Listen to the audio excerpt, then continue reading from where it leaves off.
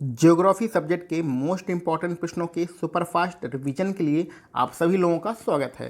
पिछले लेक्चर में हम लोगों ने जहां पर अपने प्रश्नों को ख़त्म किया था, चलिए आज उसी के आगे हम लोग स्टार्ट करते हैं।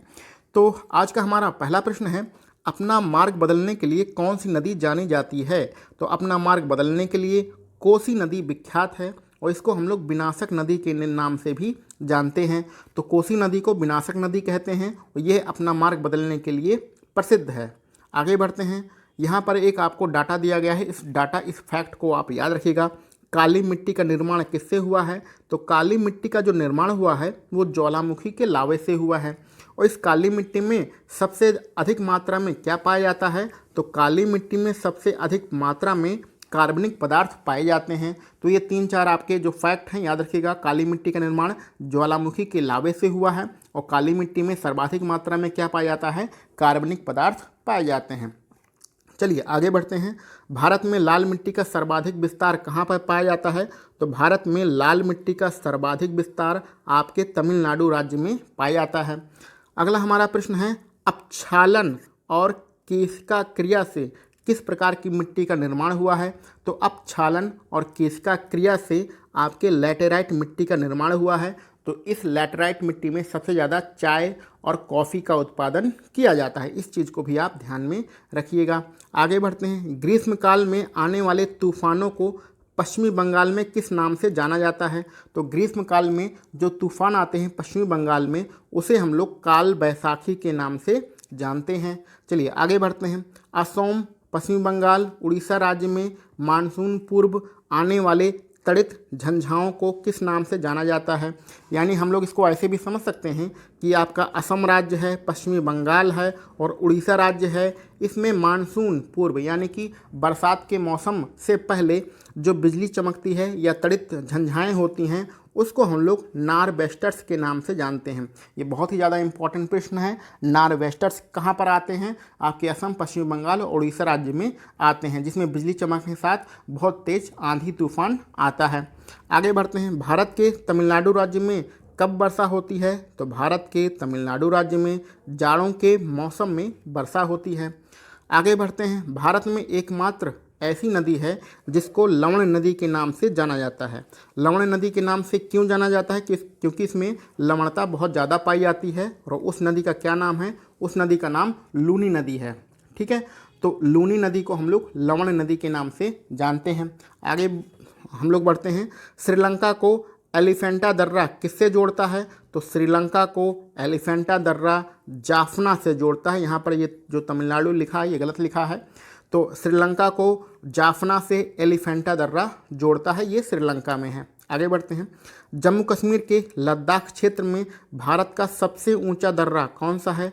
तो भारत का सबसे ऊंचा दर्रा कहाँ पर है? जम्मू कश्मीर राज्य में है। और किस क्षेत्र में है? लद्दाख क्षेत्र में है।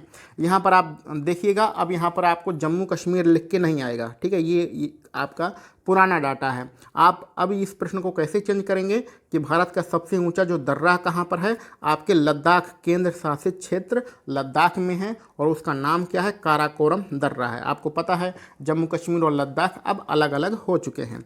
दक्कन का पठार किससे बना हुआ है? यानी दक्कन के पठार का निर्माण किससे हुआ है? तो दक्कन के पठार का निर्माण बेसाल्ट चट्टानों से हुआ है। आगे बढ़ते हैं। दक्कन के पठार का पूर्वी भाग क्या कहलाता है?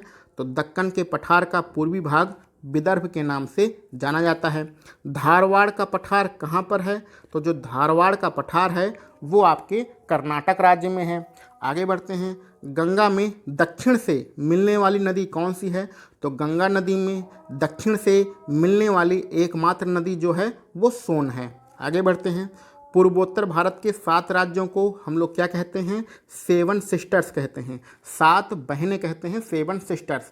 यहाँ पर आपको इन 7 राज्यों का नाम याद होना बहुत ज़्यादा ज़रूरी है। पहला राज्य है अरुणाचल प्रदेश, दूसरा है नागालैंड, फिर मणिपुर, मिजोरम, त्रिपुरा, मेघालय और असम। इन 7 राज्यों को 7 सिस्टर्स कहते हैं और ये पूर्वोत्तर भारत में स्थित हैं।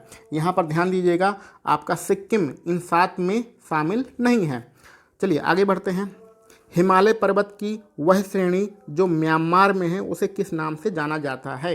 यहाँ पर हम लोग ऐसे भी कह सकते हैं कि हिमालय पर्वत को म्यांमार में किस नाम से जाना जाता है। तो हिमालय पर्वत को म्यांमार में अराकान योमा के नाम से जाना जाता है। अराकान योमा को क्या कहते हैं, हिमालय पर्वत का ही नाम है, जो कि कहाँ पर पुकारा जाता है, म्यांमार में पुकारा जाता है या म्यांमार में जाना जाता है। ध्यान दीजिएगा, अराकान योमा बहुत ज़्यादा इंपॉर्टेंट है, इसलिए इसका नाम 3-4 बार हमने ले लिया है। आगे बढ़ते हैं।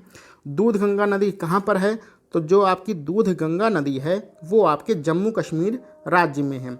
ये सारे प्रश्न आपके वन लाइनर प्रश्न हैं जो बार बार आपकी परीक्षाओं में पूछे जाते हैं, इसलिए इस वीडियो को, इस लेक्चर को 1-2 बार देख लीजिएगा, सुन लीजिएगा। ये सारे प्रश्न आपको रट जाएंगे और इन्हीं प्रश्नों में से ही आपको कोई ना कोई प्रश्न आपके परीक्षा में मिलेगा। आगे बढ़ते हैं। सेवराय की पहाड़ियाँ कहाँ पर हैं। तो जो सेवराय की पहाड़ियाँ हैं वो आपके किस राज्य में हैं, वो आपके तमिलनाडु राज्य में हैं। ठीक है। जौर नदमुख का निर्माण कौन करता है। तो जो नदियाँ समुद्र में सीधे गिर जाती हैं, जैसे कि मान लीजिए ये समुद्र है और ये नदी जा रही है सीधे गिर जाती है, इसी क्रिया को जौर नदमुख कहते हैं। और ये कौन कौन नदियाँ बनाती हैं। तो ये आपकी नर्मदा नदी बनाती है, ताप्ती, साबरमती, ये सारी नदियाँ क्या बनाती हैं, जौर नदमुख का निर्माण करती हैं। आगे बढ़ते हैं। भारत के दक्षिणी पश्चिमी समुद्र तट पर वर्षा कब होती है। तो भारत के पश्चिमी समुद्रीय तट पर जो वर्षा होती है वो दक्षिणी पश्चिमी मानसून के कारण होती है। इस प्रश्न को हम लोग एक बार फिर से देख लेते हैं कि भारत के जो पश्चिमी भाग है उसका जो समुद्री तट है, यानी कि पश्चिमी समुद्री तट पर जो वर्षा होती है वो दक्षिणी पश्चिमी मानसून के कारण होती है। चलिए आगे बढ़ते हैं। ये आपका एक डाटा दिया गया है, फैक्ट दिया गया है। भारत की सबसे लंबी रेल सुरंग जो है वो कहाँ पर है। तो भारत की सबसे लंबी रेल सुरंग जम्मू कश्मीर में है। कहाँ पर है, बनिहाल में है। ठीक है। और इस सुरंग का क्या नाम है, इस सुरंग का नाम पीर पंजाल सुरंग है। तो भारत की सबसे लंबी रेल सुरंग कौन सी है, पीर पंजाल सुरंग है, जो कि जम्मू के बनिहाल में है। आगे बढ़ते हैं। अंग्रेजों के समय भारत की ग्रीष्मकालीन राजधानी कौन हुआ करती थी। तो अंग्रेजों के समय भारत की ग्रीष्मकालीन राजधानी शिमला हुआ करती थी। ठीक है। आगे बढ़ते हैं। सेब उत्पादन में नंबर 1 कौन सा है, राज्य है। तो इसका मतलब है कि सेब उत्पादन में अग्रणी राज्य यानी नंबर 1 राज्य कौन सा है। तो सबसे ज़्यादा सेब का उत्पादन कहाँ होता है भैया, आपके जम्मू कश्मीर राज्य में होता है। आगे एक आपको डाटा दिया गया है, फैक्ट दिया गया है। भारत का सबसे ऊंचा बांध कहाँ पर है, उत्तराखंड के टिहरी जनपद में है। तो उत्तराखंड के टिहरी जनपद में भारत का सबसे ऊंचा बांध है और ये कब बनाया गया, 2006 में बनाया गया था। और किस नदी पर है, भागीरथी नदी पर है।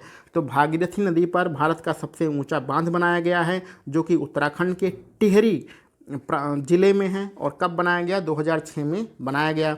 भारत का सबसे लंबा बांध कहाँ पर है।